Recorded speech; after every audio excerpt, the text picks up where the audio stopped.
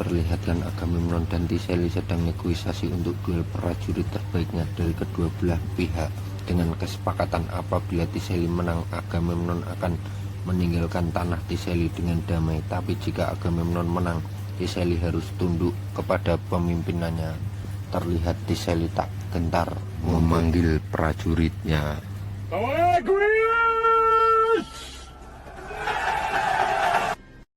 Dari pihak Agamemnon terlihat sedang memanggil Asiles, namun Asiles tak berada di barisan pasukan lainnya dikarenakan sang prajurit handal bangunnya kesiangan, dan konon katanya Asiles adalah keturunan dewi dan tidak bisa mati. Meski begitu, Asiles mengakui bahwa dirinya sama seperti manusia lainnya, dan pada saat Asiles sampai, gemuruh pasukan menyambutnya. Tanpa membuang waktu, Asiles langsung menghampiri prajurit Tiseli.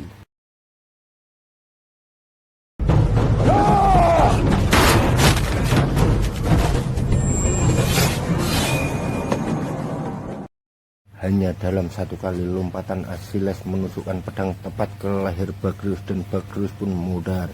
Dengan tumbangnya Bagrius, kini seluruh Yunani berada di bawah kekuasaan Agamemnon. Dengan kemenangan ini, Agamemnon berhasil menyatukan daratan Yunani di bawah kekuasaannya. Scene berpindah pada adegan di kerajaan Sparta dengan Raja Menelaus, yaitu adik dari kerajaan Agamemnon. Di kerajaan Sparta sedang melangsungkan pesta perdamaian dengan kerajaan Troy yang diwakili oleh Pangeran Hektor dan Paris. Berbeda dengan kakaknya, Paris awam soal peperangan, tak seperti Hektor yang selalu jadi andalan kerajaan Troy yang memiliki kekuatan hebat dan tak terkalahkan dalam menggunakan pedang. Terlihat gemerlapnya pesta. Disitulah si Helen, istri dari Raja Menelaus, memiliki hubungan dengan Paris yang diam-diam selalu bertemu. Hektor sang kakak mengetahui hubungan adiknya dan mengancam tak segan membunuh apabila menjadikan perselisihan antara Troy dan Sparta. Saat pagi hari, terlihat kapal kerajaan Troy sedang melakukan perjalanan pulang, dan di sini Paris dan Hektor mengetahui bahwa Helen ikut menyusup masuk ke atas kapal, dan Hektor pun marah kepada Paris karena tak ingin perjuangan sang ayah sia-sia untuk mendamaikan Troy dan Sparta sebelumnya. Saat Menelaus mengetahui bahwa Helen tak berada di kerajaan, Menelaus pun murka dan menemui kakaknya yaitu Agamemnon untuk meminta bantuan. Di hadapan kakaknya itu, Menelaus merasa harga dirinya dijatuhkan oleh bocah ingusan. Dia meminta sang kakak untuk berperang bersamanya karena diketahui Troy memiliki pasukan dan benteng yang sulit ditembus oleh musuh manapun. Di saat Menelaus pulang, Sinestor selaku penasihat pribadi Agamemnon mengusulkan bahwa mereka membutuhkan peranan Asiles dan 50 pasukannya untuk memenangkan pertempuran. Awalnya Agamemnon menolak usulan tersebut karena memiliki dendam pribadi. Namun dengan berbagai pertimbangan, akhirnya Agamemnon pun menyuruh prajuritnya untuk menemui Asiles. Esokan harinya, Asiles ditemui oleh Odysseus untuk membujuknya agar mau kembali berperang, namun di sini Asiles menolaknya, dan Odysseus pun meyakinkan dengan Asiles agar berperang untuk Yunani dan dirinya sendiri, karena telah ada yang mengklaim bahwa Troya memiliki pangeran tempur yang belum pernah terkalahkan. Akhirnya Asiles pun setuju untuk bergabung berperang, dan sorenya Asiles pun meminta restu dari sang ibu. Sang ibu pun menambahkan bahwa Asiles harus menang dan mengukir sejarah untuk Yunani dan dirinya sendiri. Terlihat pada saat rombongan pangeran Troy sampai di kerajaan, mereka disambut oleh seisi kerajaan dan terutama Raja Priam, dan di sini Pangeran Paris pun memperkenalkan Ratu Helen dari Sparta yang telah dia selundupkan sebagai serabi lempitnya. Dan kemudian Raja Priam pun menyambut baik kedatangan Ratu Helen di kerajaan Troy. Kemudian Hektor pun masuk ke dalam kerajaan, dan sudah ada istri dan anaknya yang baru lahir sudah menantinya. Hektor pun di sini terlihat sangat bahagia dan menikmati waktu bersama keluarga kecilnya itu. Saat malam tiba, Hektor pun menemui sang ayah untuk meminta agar Helen dikembalikan ke Sparta agar tak memicu konflik dengan kerajaan Sparta. Namun Raja Priam menolaknya karena dia juga pengen kali ya lur ya. Dan Hektor pun mengingatkan bahwa Sparta pasti membawa kerajaan Yunani dan lainnya untuk menyerang kerajaan Troy. Harinya terlihat prajurit Troy pun sedang membuat persiapan dan persenjataan apabila sewaktu-waktu kerajaan Yunani menyerang secara tiba-tiba. Namun di sini Hektor pun terlihat sangat tegang mendengar kabar bahwa ada ribuan kapal yang mengarungi di lautan mereka.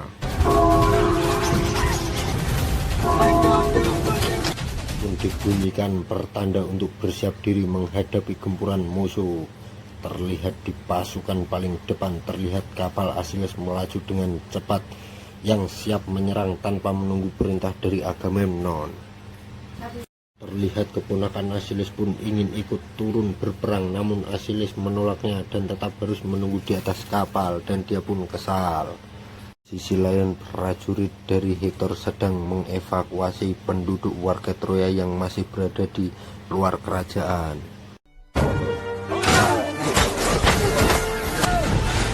Tanpa menunggu 50.000 pasukan Yunani lainnya, Asiles pun melesat menyerang dengan pasukannya sendiri dan memukul mundur pasukan Troy yang menghadang mereka. Dan di sini pun Asiles terlihat sangat buas dan lemparan tombaknya tepat mengenai kepala butak salah satu prajurit Troy. Back to the city! Back to the city! Pasukan Arsiles pun berhasil memenangkan pertempuran awal dan mereka menjarah kuil Apollo tanpa mempedulikannya. Yes, sepurane loro dok peletotan.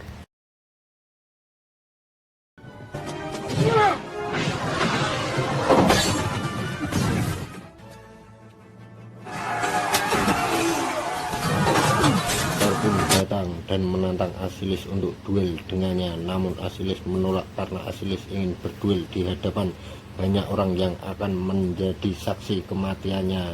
Dan di sini pasukan Hektor pun dibantai habis oleh pasukan Asiles, namun Hektor dibiarkan pergi agar memberikan kabar ke kerajaan Troya atas kedatangannya dan pasukan Yunani yang lainnya. Setelah pertempuran berlangsung, tangan kanan Asiles berhasil menangkap dan membawa Briseis, sepupu dari Pangeran Hektor, untuk dijadikan bahan asololenya. Tapi di sini Briseis terlihat marah kepada Asiles karena membunuh para pendeta yang ada di kuil. Tapi di sini Asiles berbicara, yang membunuh pendeta itu bukan saya, tapi prajurit saya. Di pinggir pantai terlihat prajurit Yunani sedang membangun benteng untuk melindungi dari serangan kerajaan Troy. Di samping itu raja-raja Yunani sedang berkumpul dan memberikan hadiah kemenangan awal untuk Agamemnon. Padahal tanpa pasukan Asiles kemenangan itu sangat mustahil diraih karena pertahanan Troy sangat kuat di masa itu. Dan di sini Agamemnon meminta agar bicara empat mata dengan Asiles. Namun Agamemnon mengucapkan bahwa raja-raja itu tidak akan tunduk kepada Asiles, mereka hanya tunduk padaku dan akan mengenang kemenanganku, bukan kemenanganmu. Dan di sini Agamemnon pun memanasi Arsiles karena akan bersenang-senang dengan Briseis dan membuat Arsiles di saat itu panas dada lur. Mungkin karena Asiles sudah baper kali ya, dia marah ketika Briseis hendak dibawa oleh anak buah Agamemnon. Dan Asiles pun bersumpah akan tersenyum di hadapan Agamemnon sebelum Agamemnon mati.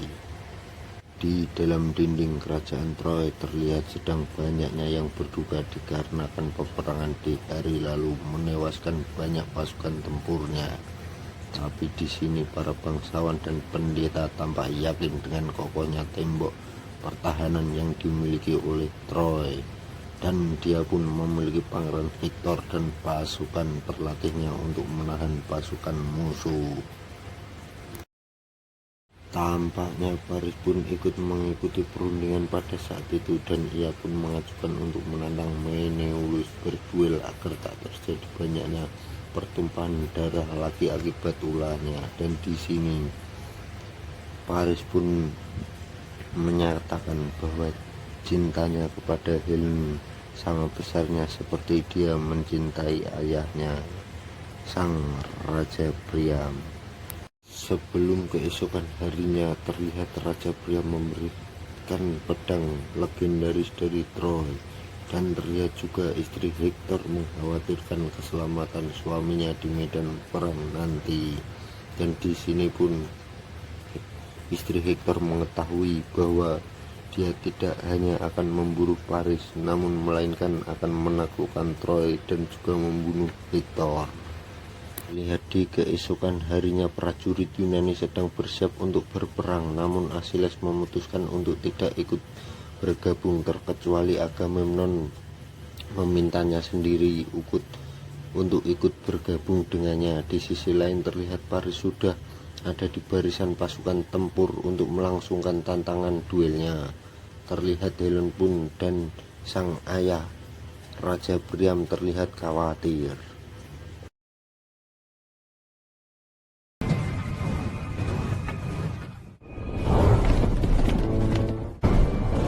Pasukan Yunani pun tiba dan raja kedua belah pihak pun bertemu untuk negosiasi. Agamemnon meminta agar Helen segera dikembalikan dan peperangan tidak akan terjadi. Di samping itu Troy harus tunduk kepada kerajaan Yunani. Namun Hector menolaknya dan berkata tak ada satu putra Troy yang akan tunduk ke penguasa manapun. Dan Paris pun menantang duel Menelaus untuk memperebutkan Helen dan kerajaannya. Agamemnon yang awalnya tidak menyetujui karena ambisinya untuk menguasai kerajaan Troy. Namun setelah Menelaus mengatakan bahwa setelah aku membunuh bocah ingusan itu kau bisa langsung menyerangnya, akhirnya Agamemnon pun setuju. Saat duel baru saja dimulai, Paris terlihat sangat kewalahan karena kurangnya pengalaman perang. Dan saat Menelaus ingin segera menghabisinya, tiba-tiba Paris pun merangkak menuju sang kakak untuk dapat menolongnya. Situasi itu tiba-tiba Hector menyerang dan menusukkan pedangnya di dada Menelaus, dan Menelaus pun mudar. Melihat kejadian itu, pasukan Yunani pun langsung menyerang Troy dengan membabi buta.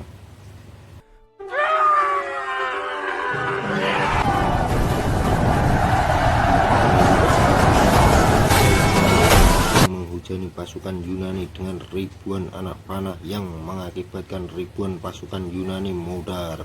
Di samping itu Hector juga sedang menghadapi prajurit terkuat Yunani selain Achilles.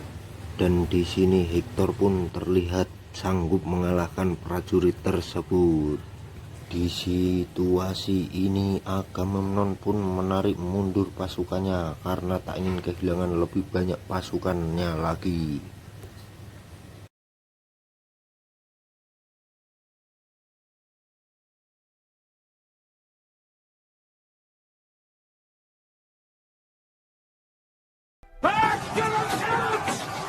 Setelah pertempuran itu yang menjatuhkan banyak korban Yunani, Agamemnon pun terlihat sedang mengkremasi jasad adiknya dan bersumpah akan membakar habis Troy untuk membalaskan dendam mendiang Menelaus. Setelah upacara itu berlangsung, tampak Odysseus sedang membujuk Agamemnon untuk mengajak Achilles dan pasukannya kembali berperang. Namun Agamemnon menolaknya dan menyuruh Odysseus saja yang membujuk Achilles untuk kembali berperang. Adegan berpindah di luar tenda camp raja. Beberapa prajurit ingin mencoba serabil lembit Briseis, dan pada saat itu juga Achilles datang dan membawa pergi Briseis ke tempat yang lebih aman.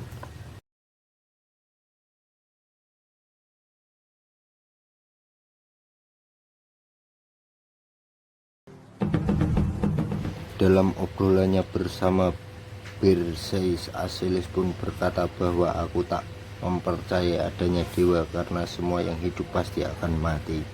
Saat Asiles tidur, Perseus mencoba ingin membunuhnya, namun kejadian itu seketika berubah menjadi adegan Asolole. Karena antara Perseus dan Asiles telah tumbuh benih-benih asmara di antara mereka.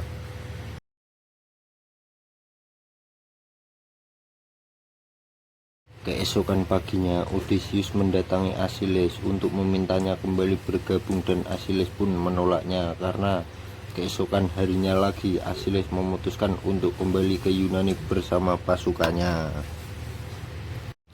Adegan berpindah ke dalam kerajaan Troy. Para petinggi panglima kerajaan di sana sedang mendesak untuk melanjutkan serangan kepada pihak Yunani, mengingat sedang hancurnya mental pasukan Yunani setelah hampir kalah di peperangan hari lalu. Namun Hektor pun mengatakan peperangan hari lalu mereka bisa raih kemenangan dikarenakan Asiles tidak sedang mengikuti pertempuran itu, dan Hektor pun meyakinkan kepada ayahnya agar untuk menunda. Namun di sini Raja Priam mengatakan bahwa kemenangan akan berpihak kepada mereka. Di pagi harinya prajurit Troy menyerang kamp Yunani secara tiba-tiba, dan Yunani pun sangat terkaget melihat serangan tersebut. Pasukan Troy akhirnya mengepung dan mengancam pasukan Yunani dengan dentuman perisai dan pedangnya dan tombak.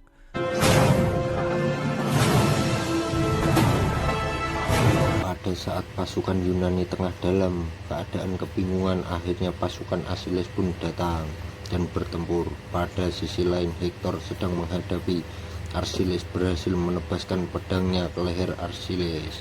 Namun di saat Hektor membuka pelindung kepala, ia sangat terkejut karena itu adalah Patroclus, dan sesampainya di kamp perkemahan Asiles yang mengetahui Patroclus telah tewas di sini, Asiles pun sangat marah dan segera melakukan upacara penghormatan terakhir untuk sepupunya itu.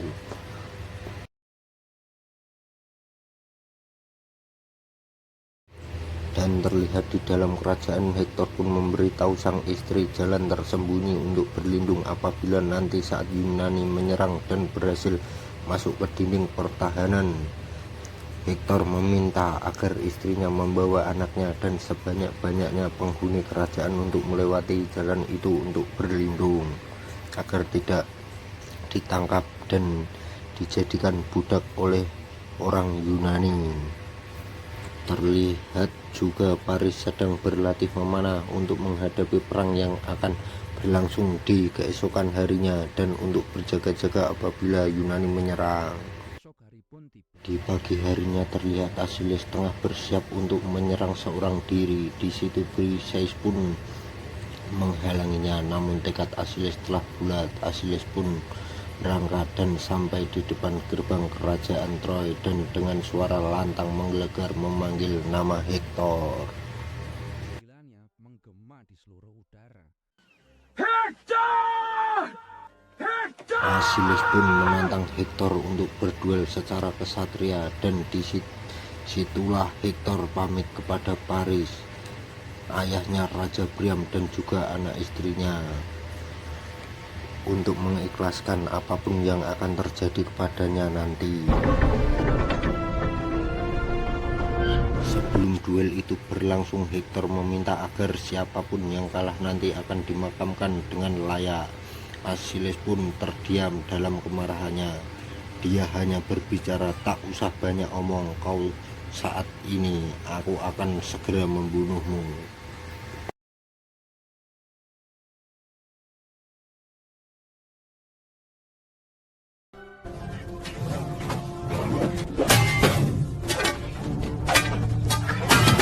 Pertarungan itu terlihat seimbang, tetapi di tengah amarahnya itu Arsiles melakukan aksinya yang sangat lincah dalam bertahan.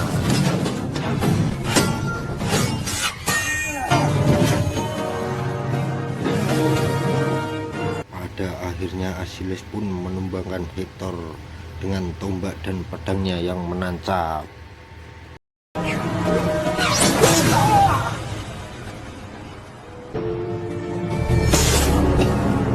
Dan yang lebih epiknya lagi, setelah membunuh Hektor, Asiles pun menyeretnya dengan kereta perangnya sambil menatap tajam seisi kerajaan Troy. Dan sesampainya di camp Yunani, semua orang pun terkejut karena Asiles dapat membunuh sendiri Hektor dan menyeretnya sampai ke camp Yunani.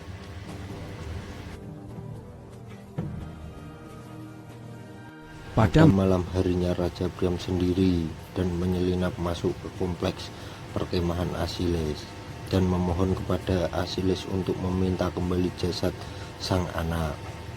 Di situ pun Asiles menghargai Raja Priam dan mengizinkan membawa pulang jasad putranya itu. Dan Asiles pun menambahkan untuk menahan serangan selama 12 hari masa berdukanya. Dan di situ pun Briseis diperlihatkan akan ikut kembali Raja Priam kembali ke kerajaan Troya. Tak lupa Asiles pun memberi sebuah kalung agar selalu mengingatnya. Sampainya di kerajaan Troy, Raja Priam dan seisi istana sedang melangsungkan upacara pemakaman Hektor yang dipimpin langsung oleh Raja Priam dan juga Pangeran Paris. Di sini Raja Priam pun terlihat sangat sedih atas kehilangan putranya.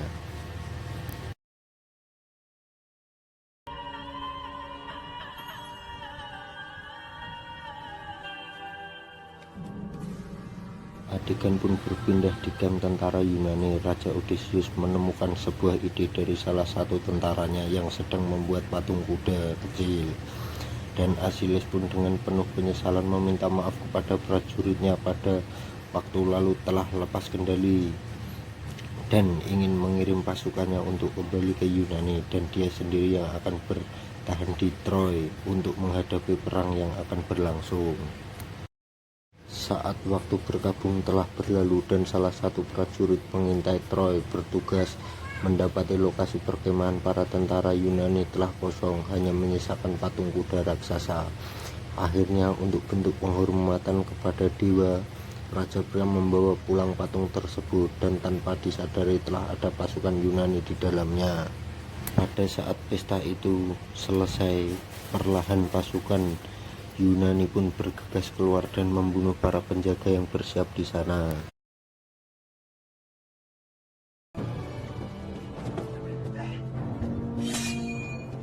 Setelah melumpuhkan penjaga kerajaan pun dibuka, ribuan prajurit Yunani menyerang dan membakar seisi kota Troy. Bukan hanya itu, mereka juga memperkosa wanita yang pada akhirnya juga dibunuh juga. Dan Agamemnon pun memenuhi janjinya kepada sang adik Menelaus untuk membakar seisi kota Troy. Terlihat Asiles sedang mencari Briseis dan terlihat istri Hektor membawa para warga melewati jalan rahasia.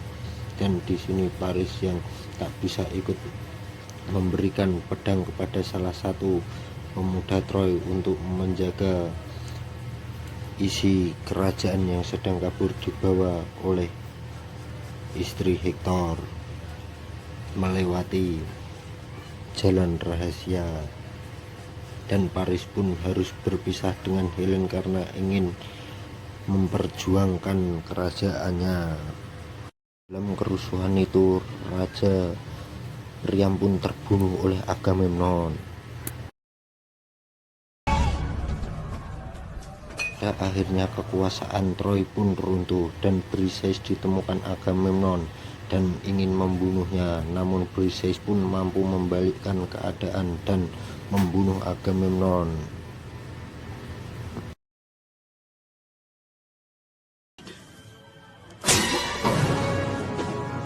Prajurit Yunani datang ingin membunuh Briseis. Asiles pun datang dan ingin menyelamatkannya, namun di tengah pertarungan panah Paris menghujani tubuh legenda tempur kita, yaitu Asiles.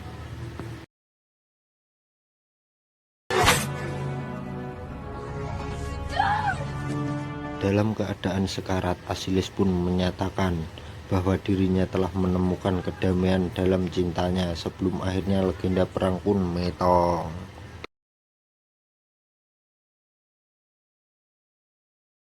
Dan cerita pun ditutup dengan Odysseus sedang melakukan upacara pemakaman legenda perang kita, yaitu Achilles. Cerita pun tamat.